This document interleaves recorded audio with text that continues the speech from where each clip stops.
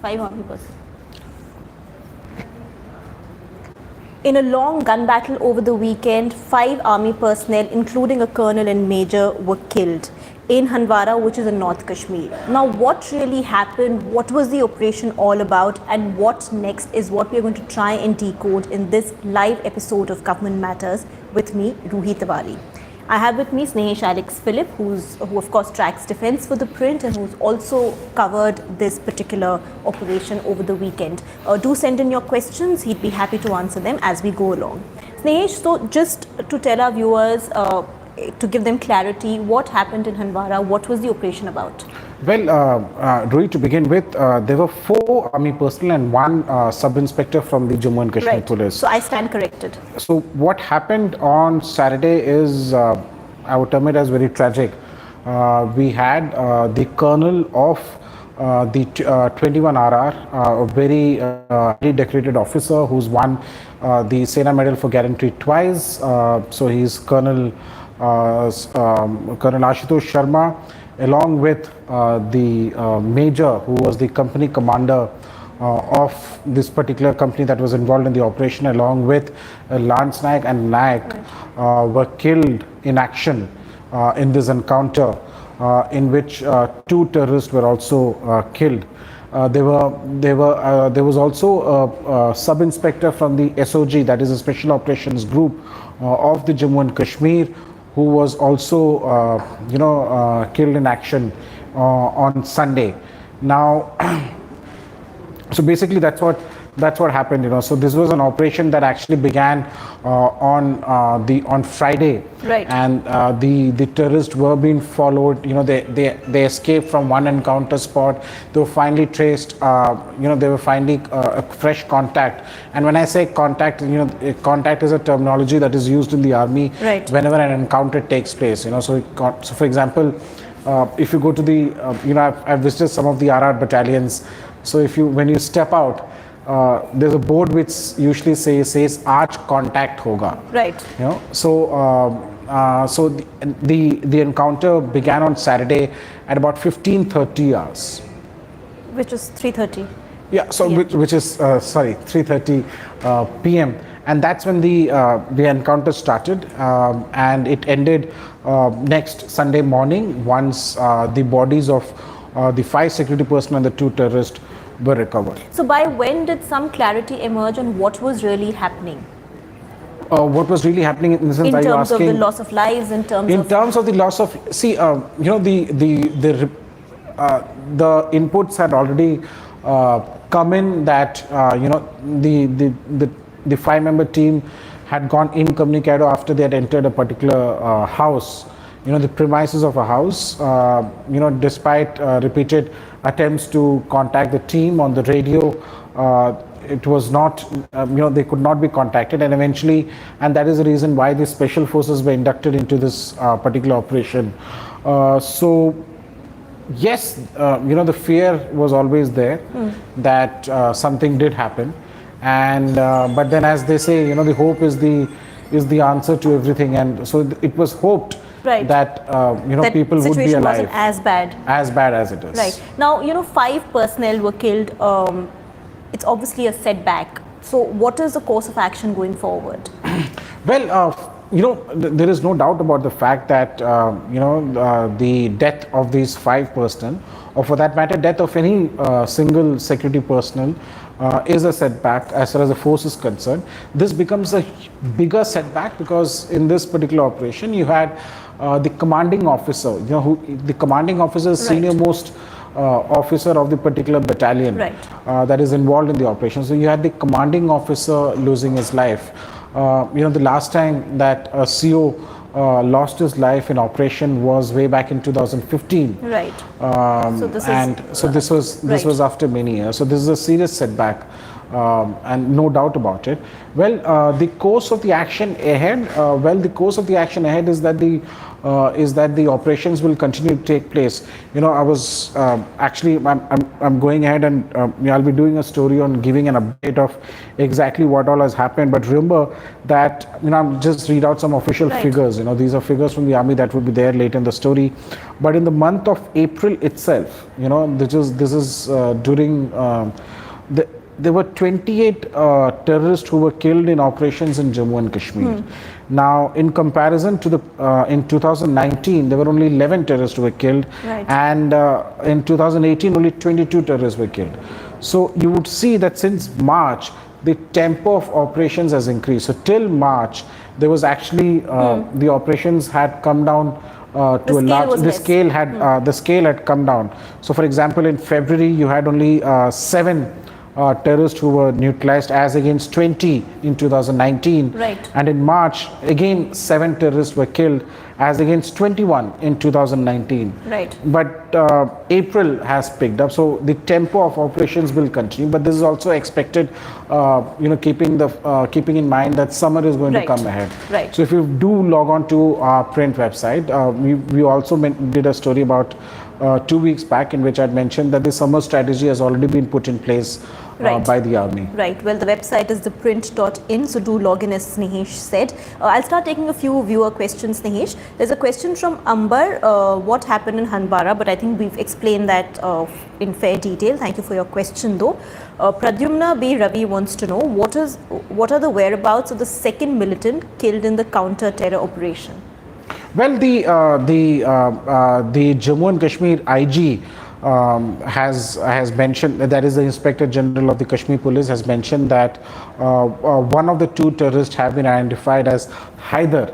Now, Haider is a Pakistani terrorist. So the identification of the second is yet to be established. But you also have the Resistance Front, it's TRF as it's called.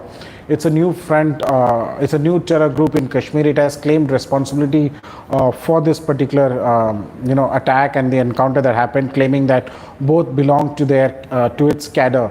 But remember that TRF is nothing but just another a proxy group that has been set up by Pakistan. So till now, TRF was considered as a friend of the elite, but it has now come to the light that TRF is actually a new front. Which is currently claiming all attacks. So whether the attacks is done by the Hizbul or whether the attack is done by Lashkar-e-Taiba or the Jaish-e-Mohammed, the TRF claims responsibility. The eventual game plan is that is what is feared is that the local youth would get attracted to TRF and they will join TRF. Now the entire ploy is to showcase that Pakistan doesn't have any role in actual terrorism in Kashmir. Support from the valley. It is actually an indigenous movement that is there. So this is a part of a tactic by Pakistan. Well, you'll also find a detailed story on the TRF by our Kashmir correspondent Azan on our website. Chetan wants to know, what was the colonel doing on the field? Well, Chetan, that's a good question that you've asked, and I've come across many social media handles also questioning the fact that why a senior officer like the colonel was in the field. Chetan, remember that the Indian Army, in the Indian Army, or for that matter, in most of the armies across the world, is the officers who lead from the front, is the commanding officer. So, the commanding officer is the man responsible for his, as they would say in the army, for his boys. And it is completely not unusual for the CO to be involved in operations. And remember that this was and he is also one of the rare COs who's got a Sena Medal for gallantry. He first got a Sena Medal for gallantry in 2018 when he was a lieutenant colonel, and then he got it last year as the commanding officer. So he was actually the first commanding officer to get a Sena Medal for gallantry. Usually it's not given, it is given to other personnel who were part of the operation. But in this case, this particular CO, that is Col Ashutosh, had run behind a terrorist, an armed terrorist, and shot him dead 5 meters away from him in literally hand-to-hand combat in Kashmir. So the commanding officers are the officers who lead the army. They are the ones who take decisions in operations. They are the one who lead the men in operations. So you would see that this is the case in be it in any of the war that India has fought, and or be it any of the operations that have. So it's not unusual, is what you are saying. No, it is not absolutely unusual. It's actually part of practice. It's part of the practice, part of the thing that the army does. Of course, you can question the need for the colonel to be there. No, not the need for the colonel. The colonel has to be there. But of course, you can question whether the colonel or the major had to be together, or what was the tactics. I'm sure the army is already looking into it, whether there were any other reasons. But the fact is that in the army, the colonels lead from the front, and this is exactly what in this particular case it also happened. Right. It's just bad luck that the terrorists got to this particular group. Right. We have actually many questions, so we'll have to also keep your responses a bit short, Snehesh. Okay, I'm sorry. Sai Krishna wants to know, how often does a colonel of the professional army get killed in action? You've answered that part. Well, as I said last time, the CO was killed in action was in 2015. Right. How does that affect the army's morale? What are we doing wrong is the second part of Sai Krishna's question. See, as far as the morale is concerned, the morale, I've spoken to many people in the army, right from colonels to 3-star officers and junior officers as much. And let me tell you, I can tell you for the fact that the morale continues to remain very high. Of course, they're upset, they're angry, but the morale remains high. As far as your question is whether we are doing something wrong, well, these are operations, casualties do take place, but I feel that, but I personally feel, and otherwise also feel that it's important to avoid casualties as much as possible. As I said, these are live operations, bullets are flying everywhere, you take risk. At times the risk pays off. You also have a situation like in this case in which this unfortunate case and bad luck, as I would call it, in which these 5 the operation turned sour. The operation turned sour. Right. Venkata Krishnan Ramakrishnan wants to know, what about protocols? Can a colonel and a major walk in, and do they get to decide this on their own? So essentially, I suppose the question is, who gave the go-ahead for both the colonel and the major to be there together? Prashant, I'm Venkata Krishnan Ramakrishnan. Oh, so sorry, Mr. Ramakrishnan. The colonel, as I said, the commanding officer, is the commanding officer of the battalion. So it is he who decides. Now, this particular major was the company commander. Now, there are many people who've questioned, the tactic of the army. Sitting very well in the comfort. I'm sorry to say this, but this is not directed at you, but so many others on the social media who are questioning this particular operation. No, but surely people have a right to question. Of course, they have. That's how a democracy functions. Well, I meant questioning in the sense the questioning the tactics of it. But surely, the fact is that this operation didn't absolutely. It's a huge setback as far as the army is concerned, as far as the forces are concerned. But the CO is the person on the ground. He is the person who decides it.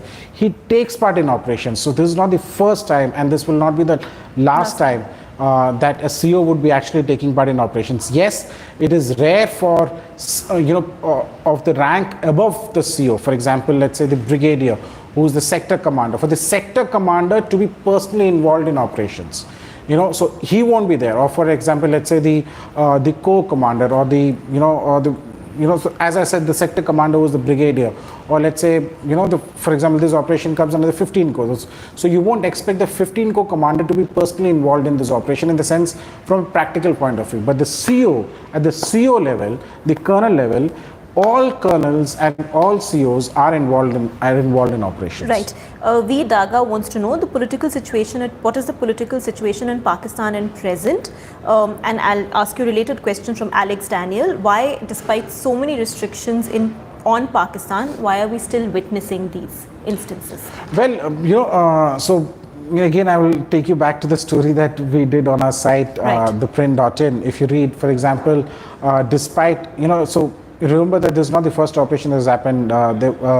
About last month, there was another operation in which 5 personnel from the special forces lost their lives, in which 5 terrorists were also killed.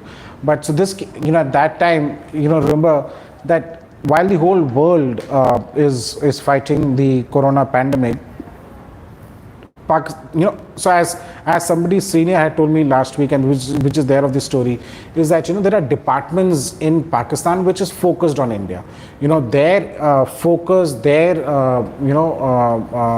entire game plan is India focused. So while so there can be corona, there can be anything that happens, the work of this particular department continues. Right. So it should not come as a surprise that despite this pandemic and despite all the gloom around, the terror continues to be exported from Pakistan. There are ceasefire violations along the LOC. So that particular aspect will continue to happen, no matter what happens. Right. Prithviraj More actually has a question related to the earlier operation that you were talking about, where 5 para of the commandos were martyred, and now 5 army men, or 4 army men and 1 other personnel have lost their life.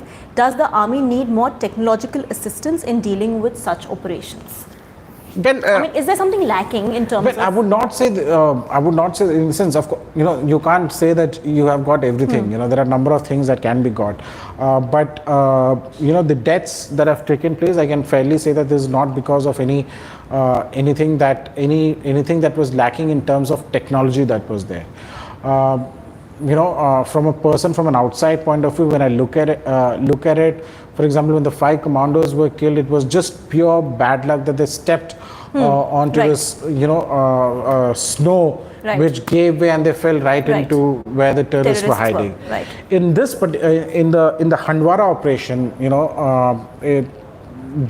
exact details of how and what happened is not out yet, but I can say that it was unfortunate, right, the way the things happened. And I said earlier also that it was actually 2 terrorists. Imagine 2 terrorists managing to gun down the 5 personnel. So what from the information that I've got is the fact that so it was a burst of fire that hit them. So as I say, it was just unfortunate and pure bad luck. So I'll ask you a couple of last questions, Snehesh, because we are running out of time. There's a question from Samarth. Why do we need to blow the houses of Kashmiris when we can take down the terrorists with our special forces like para-commandos?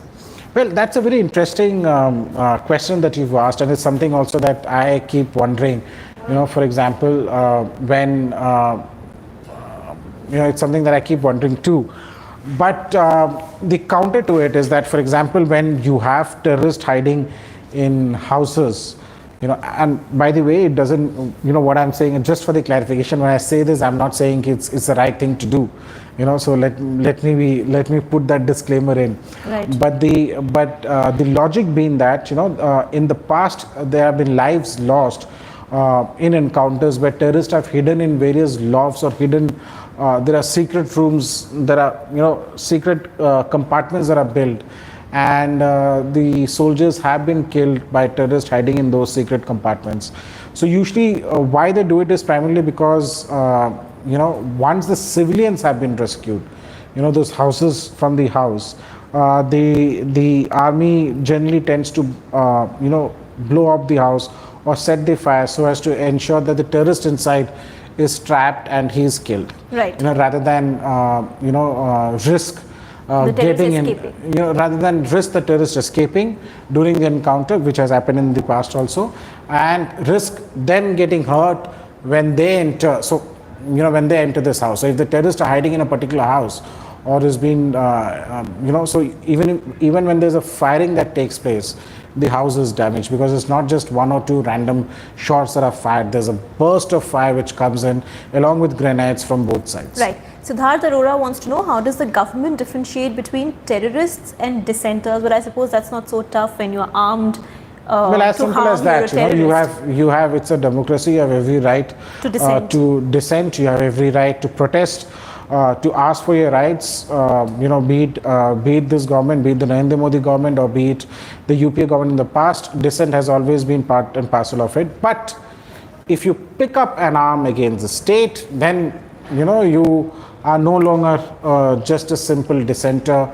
Then you actually become a, and the answer to that is very is obvious. Right. Well, all that you wanted to know about the Handwara operation, Snehesh bringing us details. As he's mentioned, do log on to our website, theprint.in, to read more. We'll also bring you an edition, a special edition of Off the Cuff this evening with our editor-in-chief, Shekhar Gupta, in conversation with Union Minister Nitin Gadkari. So you can watch it live on our YouTube channel at 6:45 p.m. You can also send in your questions. Thank you for watching.